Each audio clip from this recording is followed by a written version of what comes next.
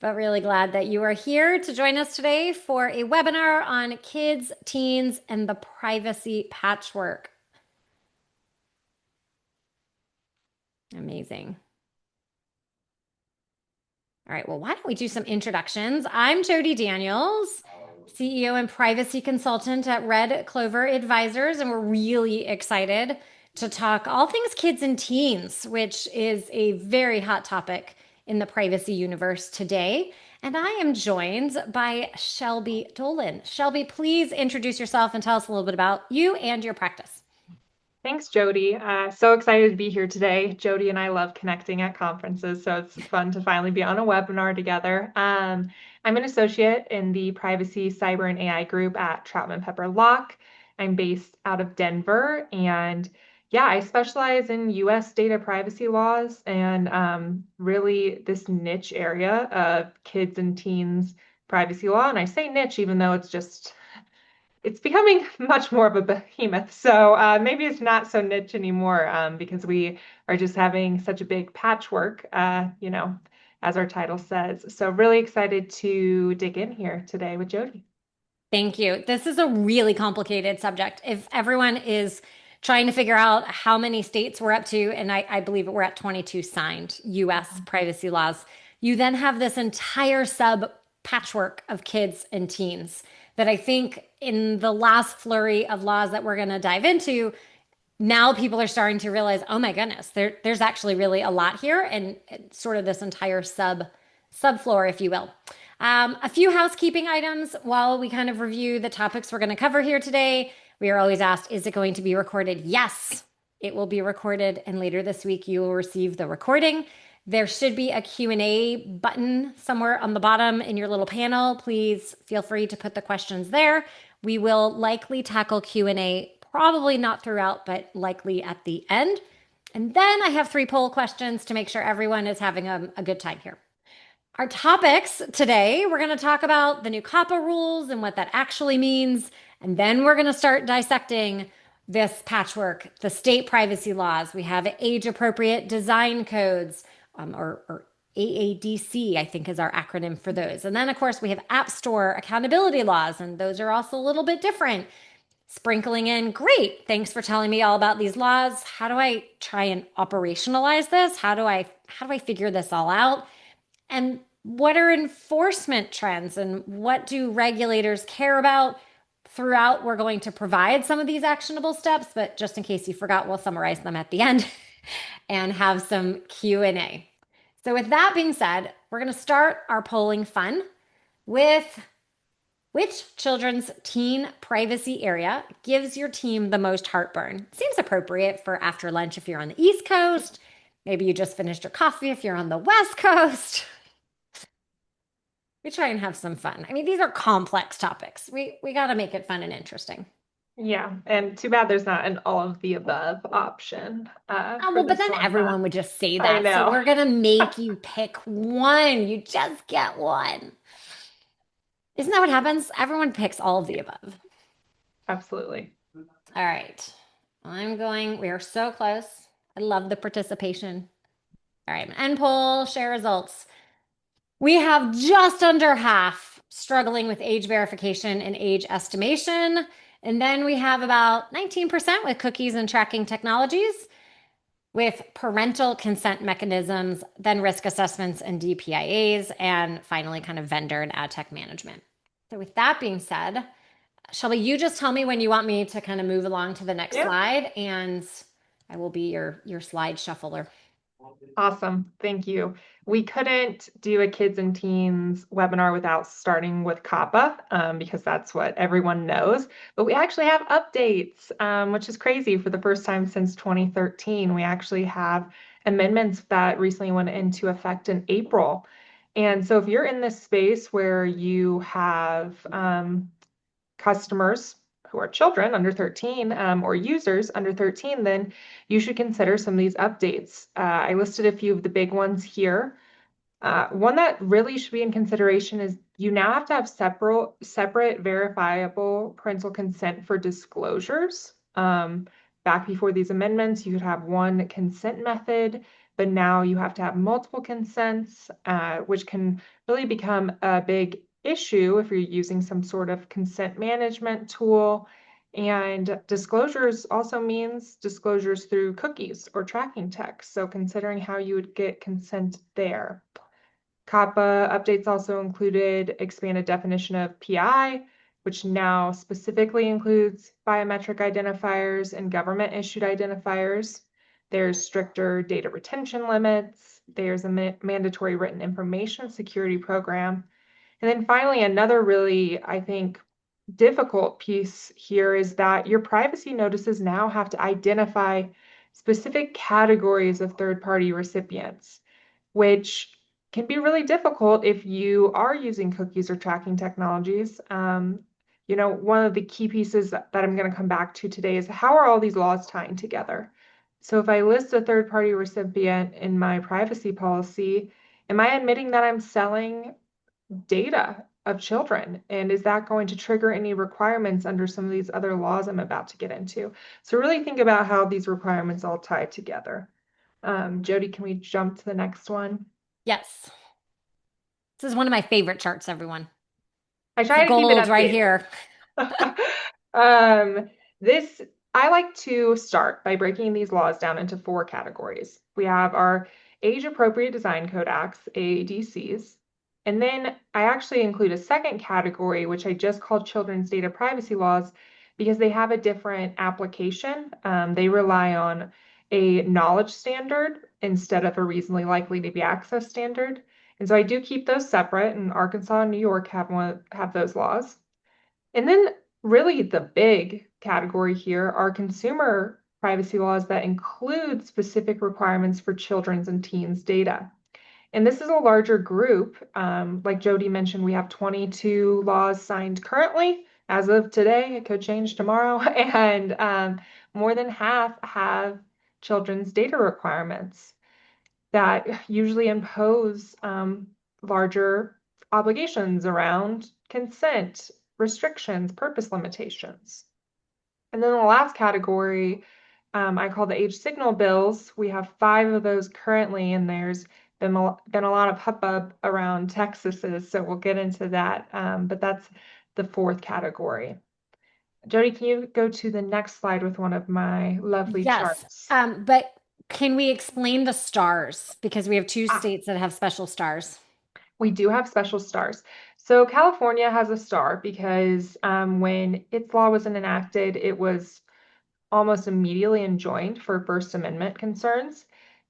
And actually, it was recently the injunction was lifted, and some of the provisions are now in effect. So I like to keep the star because it is not the original California AEDC that is in effect, but a revised version.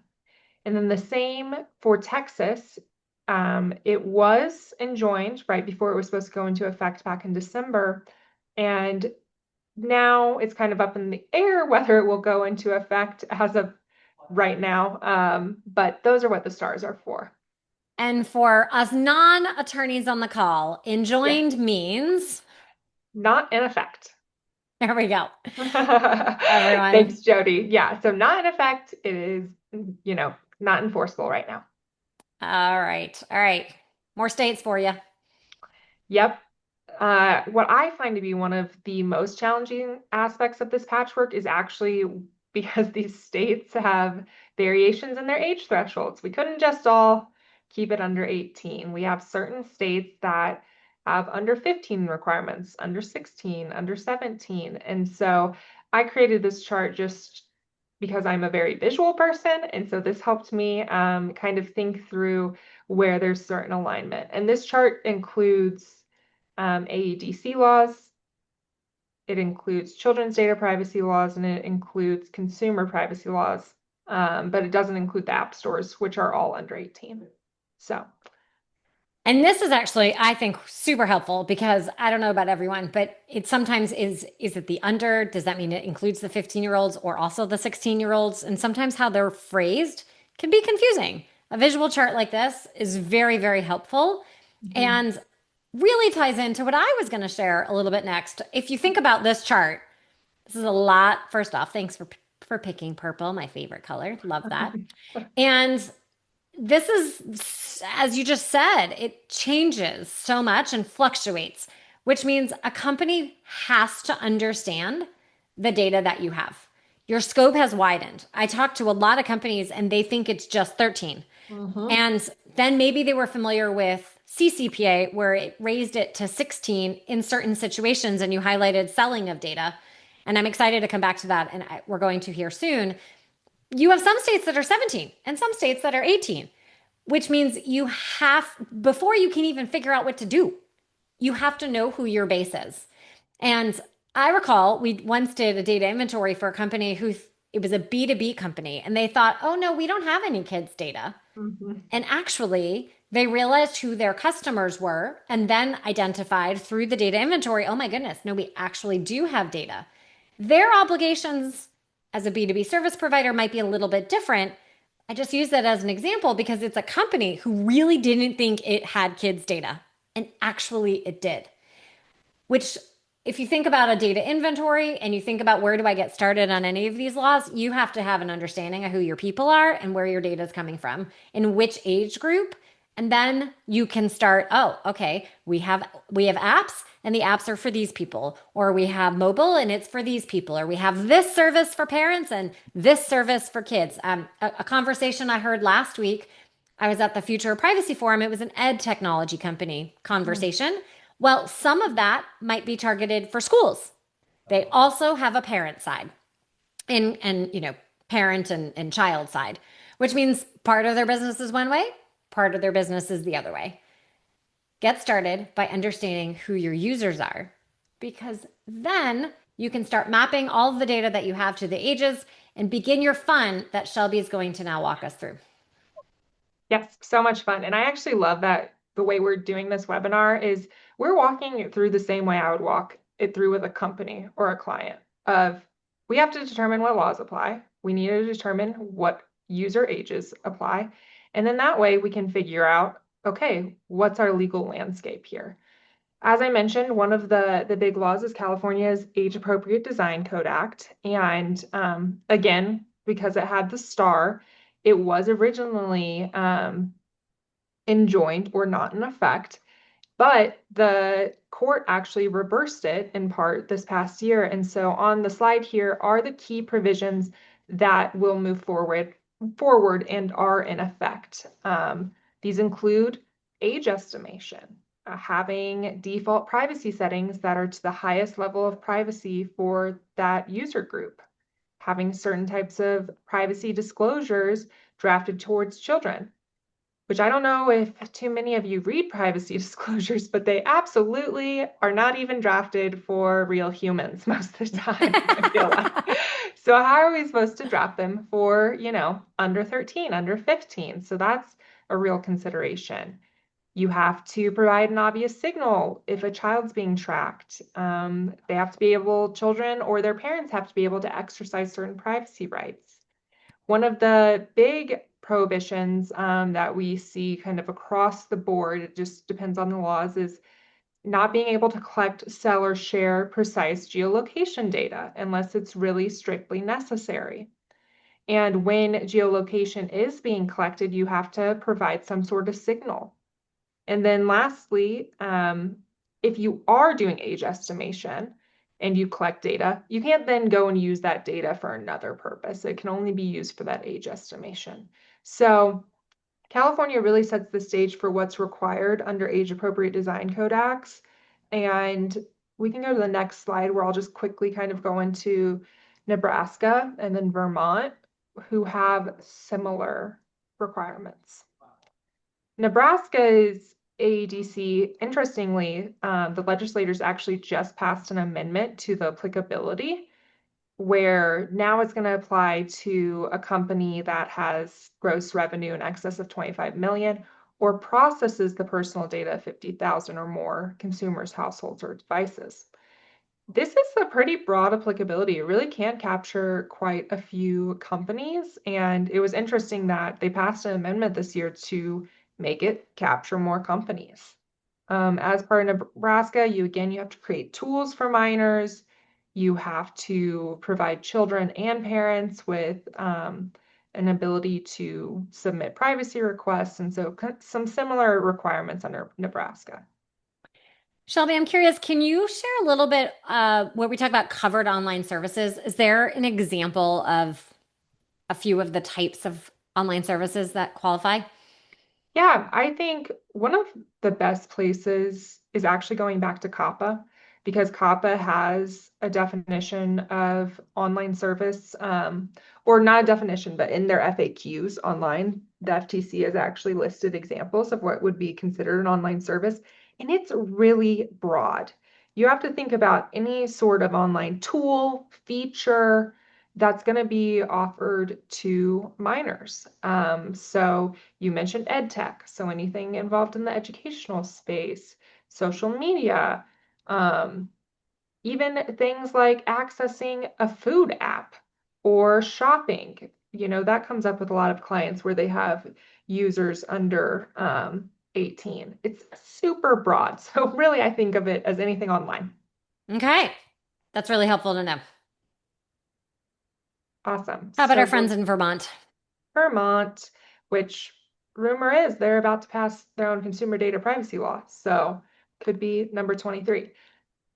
But Vermont's age-appropriate design code takes a slightly different approach because it actually just creates an explicit duty of care that companies are required to owe to minors.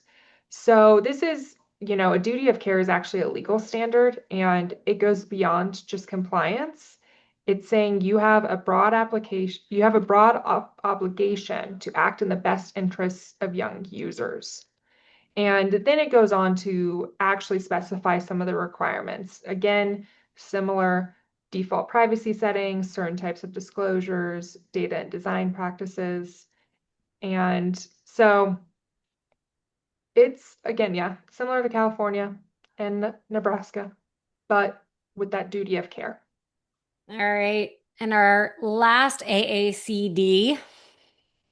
Yes, which is funny because it should be AADC, but they actually named it AACD. Just, we love acronyms in data privacy land, and so anything to give us a giggle. But South Carolina also enacted its Age Appropriate Design Code Act, and it actually has a tie back to COPPA. The reasonably likely to be accessed by minor standard is triggered if a minor user is known to the service or if the online service is directed to children as defined under COPPA. So it's actually creating a connection right back to COPPA's standards. So if you're subject to COPPA, then you'd almost certainly be subject to South Carolina if it's under 18, if your users are under 18. Can you go And to we the, have some more yeah, in South Carolina. yep, exactly. Next slide has a ton of the requirements under this law. Again, a duty of care, a broad duty of care that we saw under Vermont's and is also under South Carolina. You have to have easy to use tools, data minimization and limitations. There is straight up a prohibition on targeted advertising, so you just can't do it with South Carolina users under 18, which that means cookies, everyone. So you can't have cookies on your websites if you know your users are under 18. There's geolocation restrictions. You can't do profiling of minors, which is kind of a common requirement we're seeing come up in more and more. The one I really want to actually focus on is the disclosure and the public independent third-party audits. This audit is particularly notable because it actually introduces external accountability into your compliance process. And it means that a company just can't self-certify that they're complying. They actually are required to undergo an audit and submit a public report to South Carolina starting July 1st of this year. And Jodi and I were just actually speaking about this before the call because it's a big issue. We have a lot of companies that are grappling with how to handle this, what needs to be in that public report, whether they are submitting it to South Carolina. I don't have great answers. I think some information is better than none, of course, if you're going to submit some sort of audit, but I completely understand companies' hesitations to undergo this process because of how it could trigger other laws, other requirements as well. As we know, regulators talk. They talk a lot. They repeatedly like to tell us how much they talk to each other. And so maybe you submit a report to South Carolina, but it ends up in the hands of a different regulator. And so you really have to be careful about when you are certifying to compliance and making sure those answers are accurate and are going to remain accurate. That was very helpful information. And we're hearing a lot of companies, and just when I'm out in the market and just talking to people and at conferences, there is certainly a lot of confusion and concern and not sure what to be doing. I think if I were to take a very informal poll, I see a lot of companies trying to take a wait and see approach. Mhm. And we'll kind of see what happens. Will there be more information that comes along? Who's going to be the first one? I don't want to be the first one. Let me see what happens, then I'll follow. So totally unofficial poll, unofficial advice, not legal advice on this call, but it's very tricky. And I do feel for everyone here. So in terms of South Carolina, my best bet, you should call Shelby and you should have a further conversation is what you want to do there. And then when Shelby tells you, oh, you should do these 5 things, then we might be able to help and support. But you got to call Shelby first on something regarding South Carolina. That's the way this one's going to go. Yep, I can definitely help. We can figure it out together and figure out the best approach. But yeah, benchmarking is a huge part of this job. I know that's what a lot of companies rely on, and we as counsel rely on it as well. So, without the benchmarking, we're in a wait and see approach for now. Yeah, that benchmarking is huge. You said it much better than I did. Thank you. And I know I mentioned we were going to have more questions at the end, but one just came in that is so tied to this conversation, it would be silly to not take it, Awesome. which is, does this particular law in South Carolina have penalties for noncompliance? Great question. Yes. I'm looking at my notes because, we haven't even gotten to the penalty part yet because we're still waiting to see what, you know, uh, other companies are doing. So we haven't gotten to the penalty part yet. But yes, it's enforceable by the state attorney general, and they are allowed to bring penalties under the law. Thank you for taking that now. All right. We're going to move to Arkansas, but before we do, we need another poll. It's like stretch time.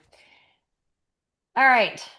How are you handling the patchwork of state children's privacy laws? We've gone through our AADC collection. We're going to move on here soon. Are you complying with the strictest across the board, tailoring compliance state by state, still figuring it out, or lucky you, not in scope yet? And I will share kind of again that benchmarking conversation. I see more people trying to do the comply with the strictest standard across the board.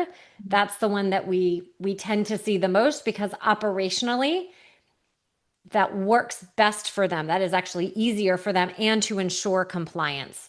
And that is actually really close to many of you. So if you're not in the still figuring it out bucket, then the majority of you are looking at complying with the strictest standard.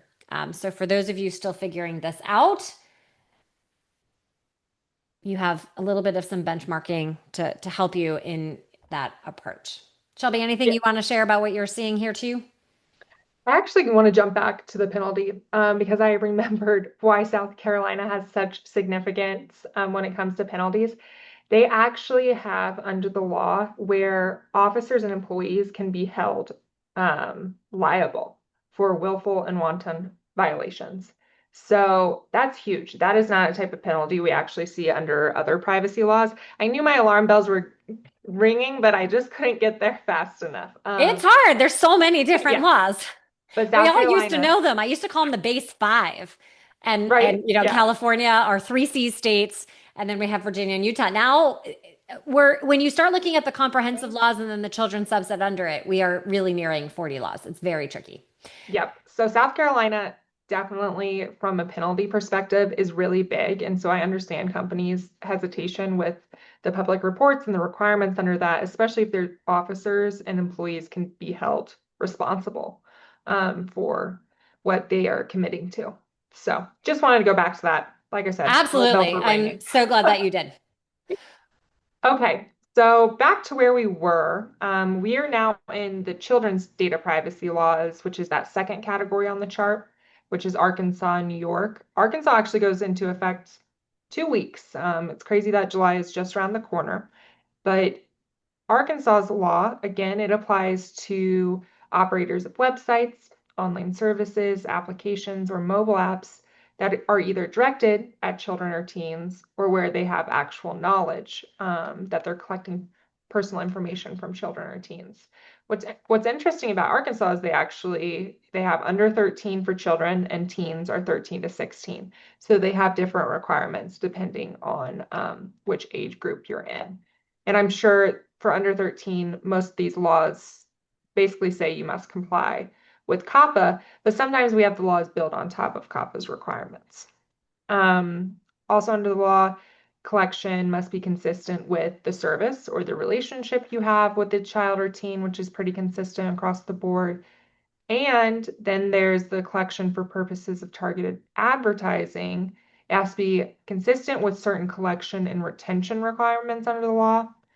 Essentially, if you're going to do targeted advertising, it has to be consistent with the particular service that's being offered. So you can't just go about doing targeted advertising. It actually has to be tied to the service, which I think might be really difficult with children and minors. And essentially is like a purpose limitation around using data for those purposes under Arkansas's law. Arkansas's law is really interesting from my standpoint and how it's written. Share a little bit more about what you find is interesting about that. Well, instead of it just saying that targeted advertising is prohibited, it's saying it's limited by collection and retention requirements, but those collection and retention requirements essentially cut it off at the legs, so you can't do it. Understood. Thank you. All right. So now we have a cool other chart that starts to compare all of these things, especially as we start getting into the targeted advertising piece.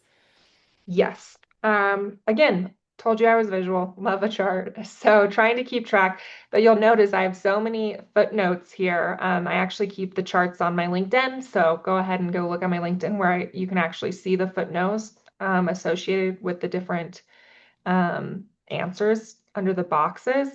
But you can see we don't have a ton of consistency, which really drives me a little bit crazy because we have some states that say you straight up cannot sell personal data, Maryland, Vermont, New York, whereas we have other states not touch on it. And then targeted advertising, the same. We have Maryland, Nebraska, South Carolina, and they have straight up prohibit targeted advertising, but then New York allows it to be opt-in. And so it's really a question of how are we supposed to be designing our consent management tools around cookies when we have all of these different requirements? Are we geolocating so that we understand exactly where these users are and whether we're not allowed to have any targeted advertising cookies?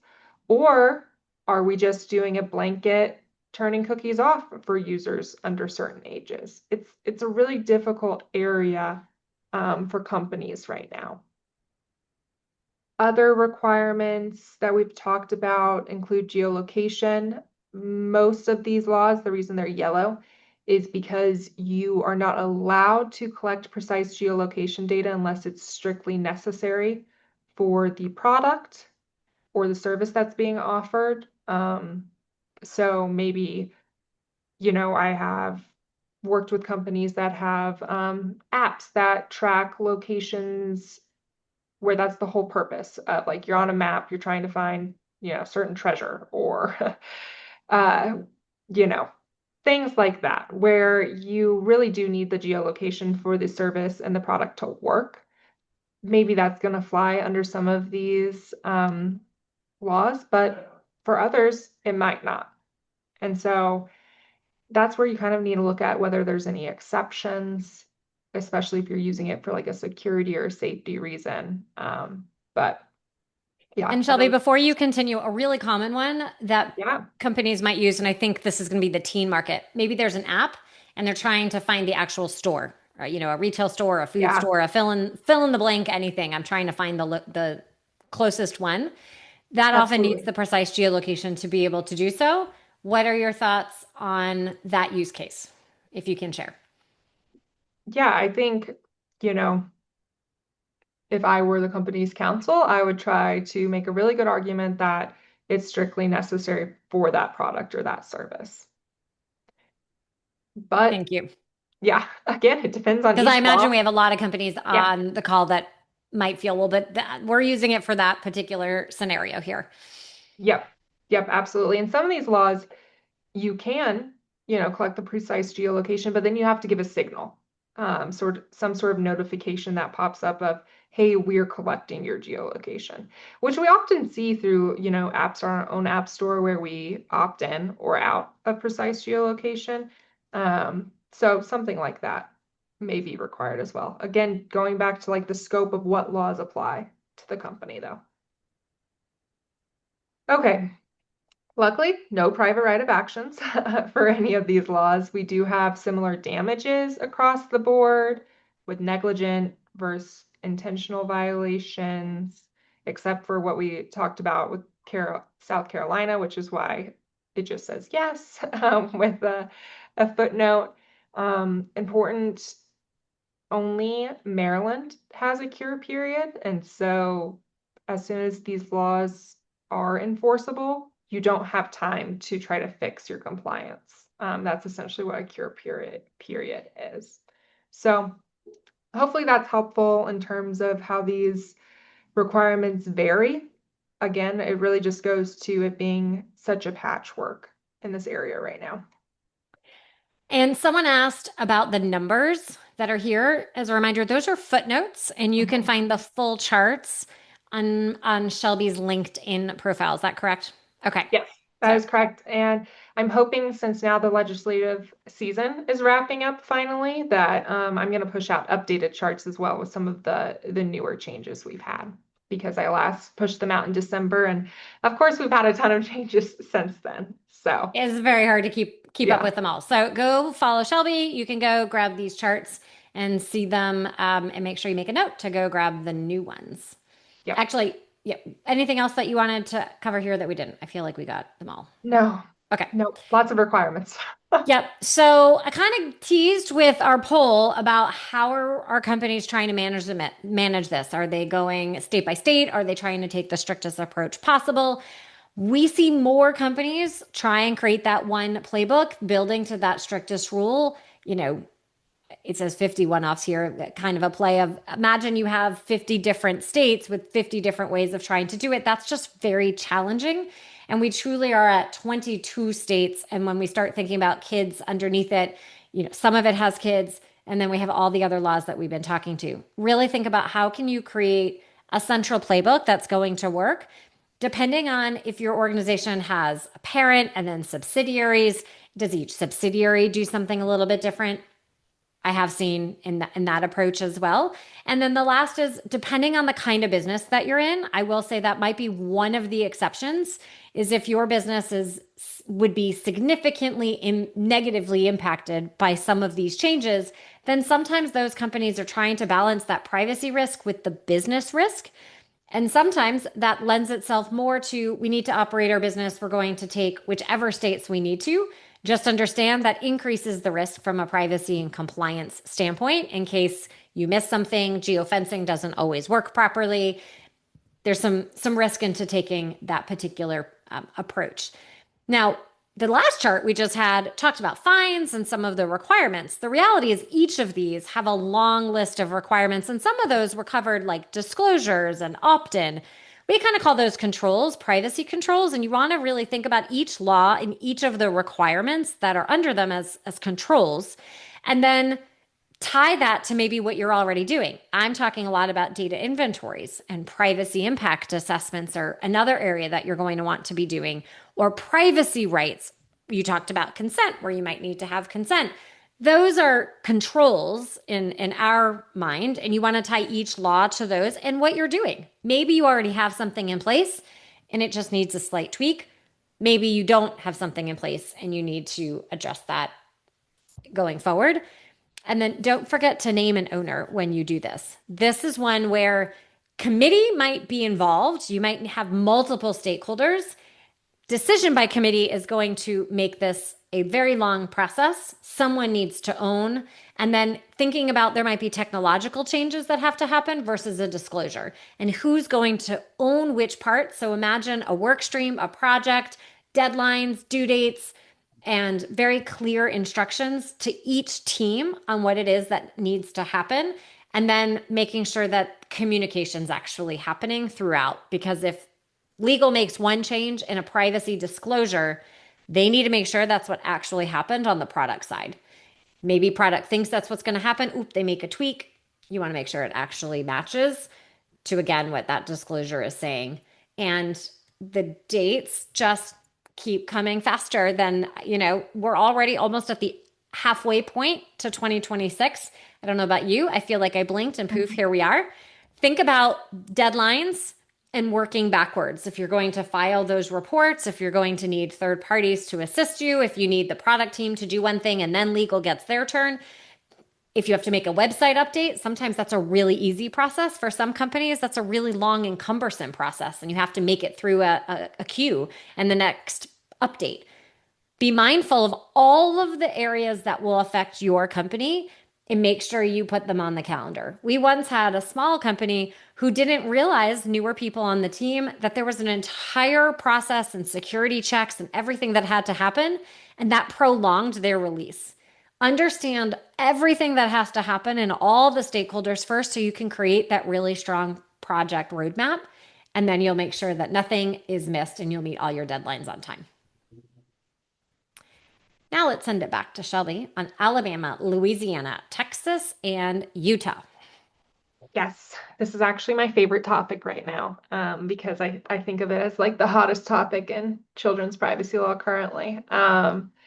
A newer category of legislation that started to pop up last year focuses on App Store accountability. Alabama, Louisiana, Texas with a star, and Utah have enacted or are pursuing laws that impose obligations on App Store providers and developers of apps. Under these laws, the App Store is a publicly available website, software application, or electronic service that allows users to download applications from third-party developers. So think of Apple's App Store and Google Play. And then the developer is the person who owns or controls an application made available through the App Store. And so the developer is any company that currently has an app on the App Store. And maybe, back in December, you started to get notifications from Google and Apple about changes they were making to their App Store as a result of these laws. So let's go ahead and use Alabama as an example. Can you go to the next slide, Jodi? So what are the requirements under these laws? Alabama is the newest, so thought we would talk about this one. And the obligations under Alabama, Louisiana, Texas, and Utah are all really similar. But on the developer side, you have obligations to implement age verification for users. You need to provide notice of significant changes to your app, actually to the App Store provider. You have to limit the use of age data to appropriate purposes. You have to obtain consent where required, and you have to configure features and defaults in accordance with the law's requirements. Now, you have all those obligations as a developer, and they really start after you get an age signal from an App Store provider. So on the App Store provider's side, the law requires the Googles and the Apples of the world to actually implement a parental account system and obtain verifiable parental consent before allowing downloads and purchases by minors, and we're talking under 18, and provide a mechanism for parents to withdraw consent after it's been given. And essentially, an app store provider is going to collect what the age range is of each user and pass that over to the developer, and they are going to have to verify the age of that user.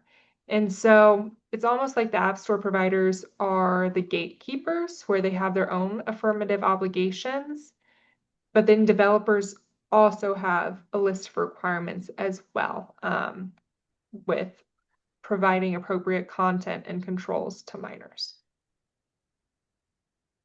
Okay, Jodi, can you go to the next slide?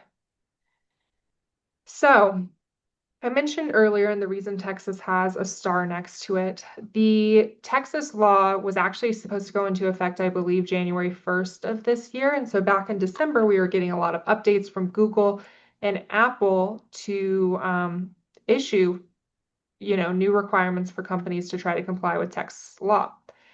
A trade association that we see frequently bring First Amendment claims brought a challenge to this law. We actually see this same trade association as the one that it was involved in California's AADC law. And so they pop up quite a bit, and they were able to get Texas's law enjoined before it went into effect. So it ended up just essentially not going into effect at that time. However, then this month, a circuit court, so another court basically said, no, we're going to lift the injunction. You made some mistakes with the order you issued. And that really kind of made everyone go a little crazy because, okay, if the injunction's lifted, does that mean this law is currently in effect right now? And so the trade association actually filed an emergency request for a ruling to the Supreme Court of the United States. And Jodi and I were talking about, was this the Supreme Court of Texas? No, this was the Supreme Court of the US. And so Justice Alito, who handles these emergency requests, has told the Texas Attorney General's office that they have to respond by next Monday. So we should have a response Monday on what is happening with this law. It's very similar to Alabama's law, but because it had such an earlier effective date, that's why there was so much hubbub around it as well.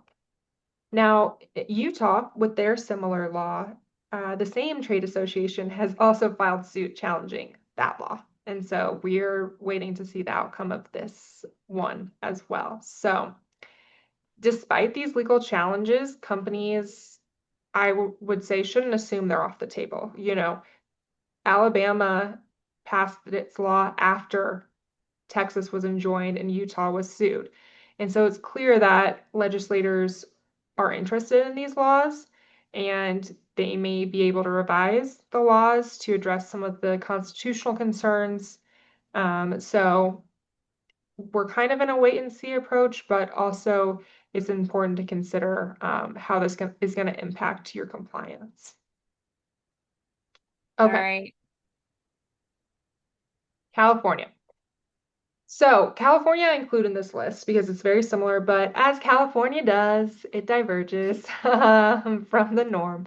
And so it has its own age signal law, and it creates obligations for operating system providers instead of app store providers, which I essentially think of as like one step above the app stores. So we have the Googles and the Apples of the world, and then maybe we have like Microsoft up here. Not a whole lot of difference, but it's essentially the entity that develops, licenses, or controls the operating system. So think Apple iOS and then Apple Store, and then we have the developers.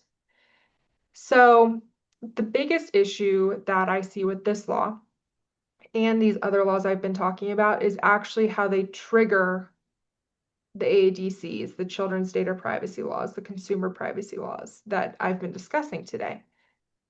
Many businesses have mobile applications, a ton do, especially if you're operating in the B2C space.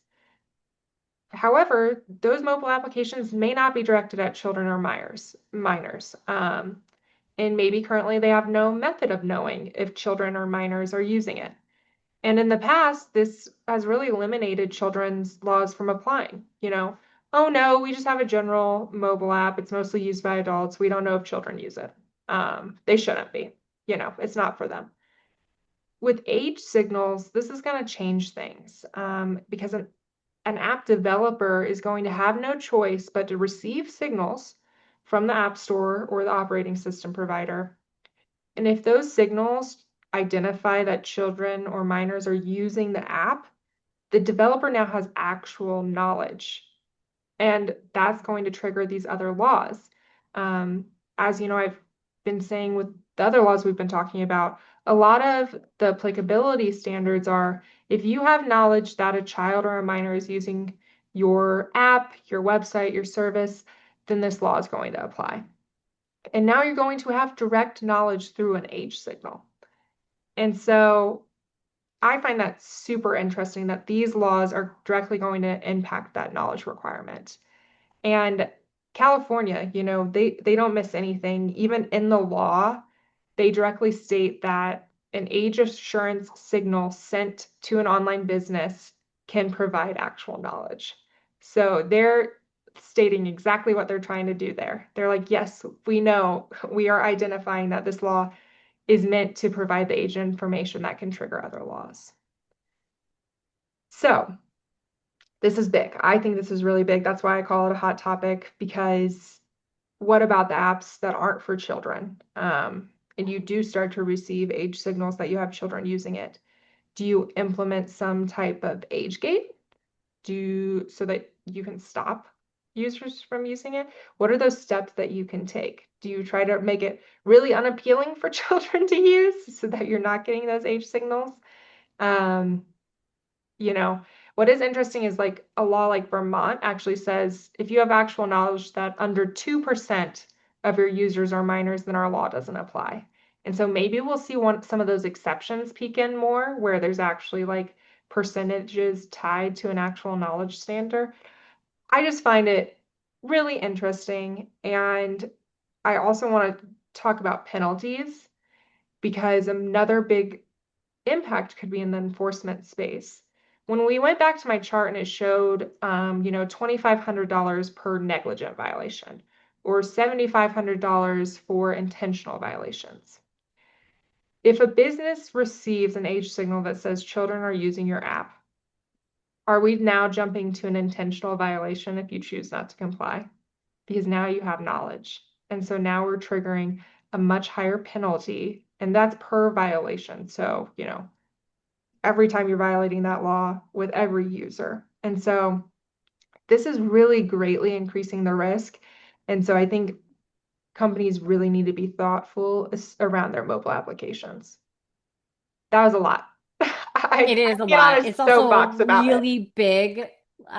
It's one of the biggest challenges that I see Yeah. because one, how do I receive that? Where do I put that information? Mhm. How do I retain it? Those are some of the big challenges that we're having. And then if I have it from California, what do I do with all my other states? So we do have a question. I think it makes sense now to ask it. So despite what I said earlier. Generally, state privacy laws have some exemptions, such as for GLBA compliance. Do the various kids' teens laws contain similar exemptions? Yeah. Many of them still do have exemptions that you can rely on. And then when there's requirements for children's data under the consumer privacy laws, those broader exemptions are still going to apply. So definitely check out exemptions. Yep. All right. So if we start to think about some of the operational challenges, we've tried to cover a lot about age gating and verification.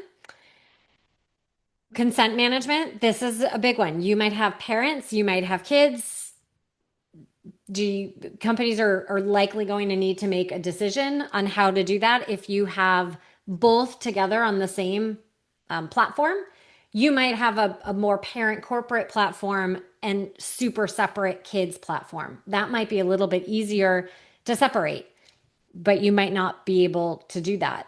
Then, of course, we have, well, one state wants this and one state doesn't want this or doesn't say it explicitly. So, how do I match all of that up? And that is where, again, what we're encouraging is thinking about all the different controls and requirements by law and matching to the activity that you're doing So you can start to see, okay, this is going to be a challenge for this law, but this is going to be okay. And it's really a mapping exercise when you start with your data and you start with the requirements, and then you're left with decisions that are going to say, all right, well, I want to keep using this data. I don't want to keep performing this function. Or you might have to throw a consent up, and which will impact potentially the business. You can't know if you need to do that without truly understanding the type of data and where it is. So you have to start with that base core. And in general, this they all have data minimization requirements, but this also just helps one more place. You know what, you do you really need to ask about the kids over here? Do we need all of that information? If you were ever trying to reduce information, this might help your cause. Yeah, and I love that because that's a proactive approach. Instead of reacting to what all of these requirements are, if you go back to like the basics of data privacy laws, and the basics of data privacy in general, it's data minimization, it's purpose limitation, it's thinking through how you're managing data in a responsible way and thinking through why you're using it for those purposes. And so if you take a proactive approach, then I think how you're reacting to all of these laws may make compliance a little bit easier. But I do recognize that companies may not always have the resources to be able to take a proactive approach. So I understand that as well. First, you can get the baseline, then Yeah. you can start to move forward with this because there's going to be work and a heavy lift to get to where you need to be. There's going to be more of these laws, and this might be one of those ways. So you might have to create your floor to be able to get to that proactive piece. Yeah. And I want to have a super, super fast poll while everyone is kind Yeah. of reading enforcement trends because it's tied for the COPPA rule. So, how ready do you think you are for the updated COPPA rule? You are fully compliant, in progress, just starting, not even on your radar. I'm going to give you all maybe 30 seconds. Actually, 30 seconds feels really long when you're waiting in silence.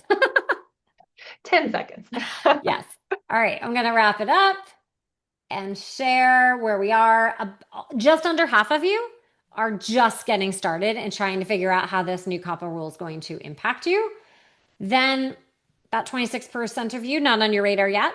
After this webinar, I highly encourage you to figure that out. Is it not on your radar because you don't know about it? You don't think it applies to you, or maybe you should read more. Um, and then about 20% of you are in progress, and gold stars and fairy wands to the fully compliant 11% of you. That is amazing. You can share with everyone else here what it took to get to fully compliant. That is awesome. Okay, so Shelby, help us understand enforcement trends, starting with COPPA. Yeah. I think we're really seeing a shift from a narrow COPPA focused enforcement to a broader multi-theory approach, where regulators are actually layering COPPA violations on top of other claims. We have unfair and deceptive trade practices claims, state privacy law violations, and then security related theories. So rarely are we seeing nowadays just a COPPA enforcement. We're seeing state attorney generals really build on top of multiple types of claims and violations.